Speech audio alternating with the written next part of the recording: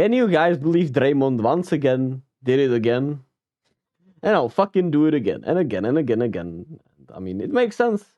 There have been there have not been many consequences for him within the organization still, when you think about it. But yeah, at the end of the day, it is what it is. His teammates could have done a better job protecting him from himself, since he's not that far removed from the incidents with Nurkic, with Gobert. And at the end of the day, you need people around you to help you with yourselves from time to time, because that's what we as human, sometimes just need. But I might still be done with Draymond, honestly. I don't know if we don't need him, man. Like, he's good for 10 great games a season anyway, at this point. He usually gets injured. He does a lot of this stuff. We know what happened with Jordan Poole, and I really believe Steph and Kerr could win without him. I really do believe that they could win without him.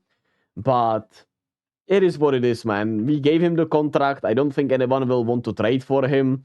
And I understand that at the end of the day, it's just a whole culmination of all the things that happened with Draymond prior. And it wasn't, at least nothing too egregious today, right? But still, he got himself ejected 4 minutes into the game, barely 4 minutes into the game. And it was on a back-to-back night where we were missing Kuminga, who is now our number 2 option, right? We were missing him, and now we miss Draymond on a back-to-back against a really good Orlando team in Orlando.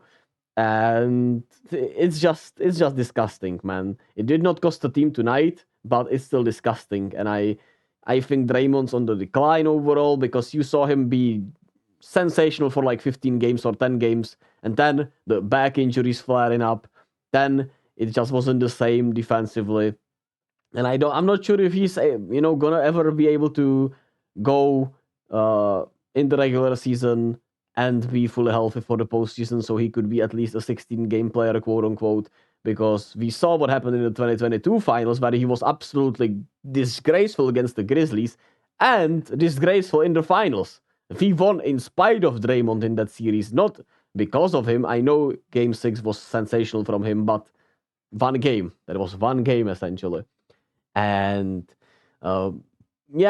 you saw Steph out there was kicking chairs, looking teary-eyed. Like, even he knows, man, it's just bad. And he said himself in the presser afterwards that Draymond has to know he has to stay in the games and that they need him. But it feels like they don't know, man. And then you saw Draymond's face in the tunnel embrace. I thought it was a parody, man. That shit made me laugh out loud.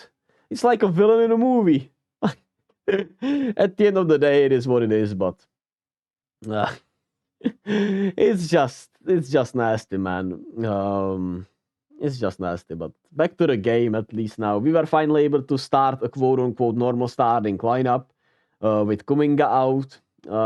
You had Trace starting, so we had 2 actual big men on the floor against a big team in Orlando.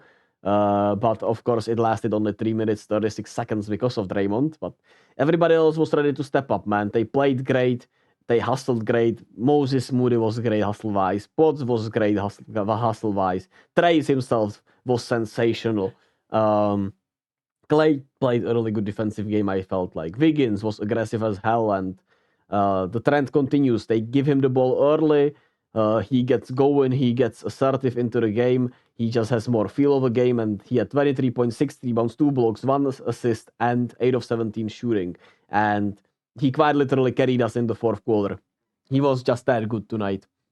It was number 1 pick Andrew Wiggins. It was Alpha Wiggins, man. It was finals Wiggins. He was as aggressive as I have ever seen him play, man. Especially in Game 5 of the finals, man. Since that game, essentially. So shout out to Wiggins, man. He was sensational. Hope it continues with this play. It's a shame it took this long, but I guess they figured out how to finally engage him enough. And we did a good job defensively. Orlando shot just 42% from the field. And they were settling, man. Paolo, I thought, was really settling for threes and for jumpers. He wasn't able to get going. He had 4 turnovers. We did a really good job on him, even though I think he kind of helped us out himself. Jalen Sachs did not get going, which made me sad for my real real bad because I thought he was gonna go off against us. But at the same time, it made me happy, and he had too much play on his plate guarding Steph and denying him the ball.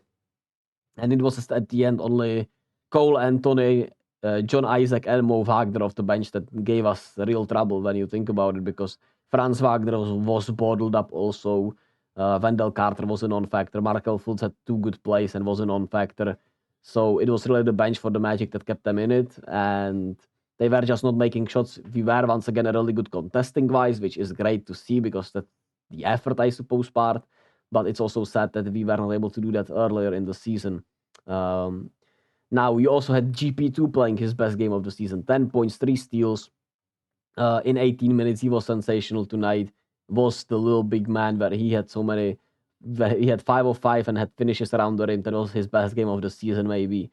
And Steph, I felt was a little out of pocket, especially in the second quarter where he took some really bad shots. But he passed the ball well, 10 assists to 2 turnovers, 17 points.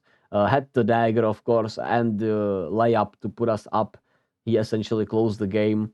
And we get a back-to-back wins in Florida against Miami and Orlando, which I don't think any of us saw come in. And now, when you look at the standings again, we're still a game up on Houston that beat OKC in OKC.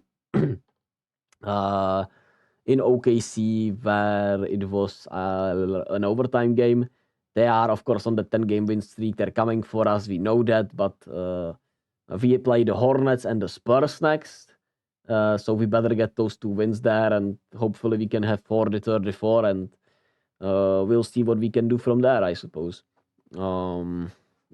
It's a shame, man. I don't feel like this could have been a 50-win season, but things just did not fall into place, and Draymond didn't help itself. The rotation stuff did not help itself. Kuminga stuff did not help itself, right? It just does not feel like you're light years ahead this season, right? But yeah, we better win these games on the road and go 4-0 on this road trip, and then we'll see if we can win some games at home, because we've been really bad at home. So hopefully we can win some fucking home games, and then I'll guess it's as always, man. Be kind to yourself and to others. Love yourselves as much as possible, and I'll see you all on Saturday with the Warriors Hornets game. Bye bye.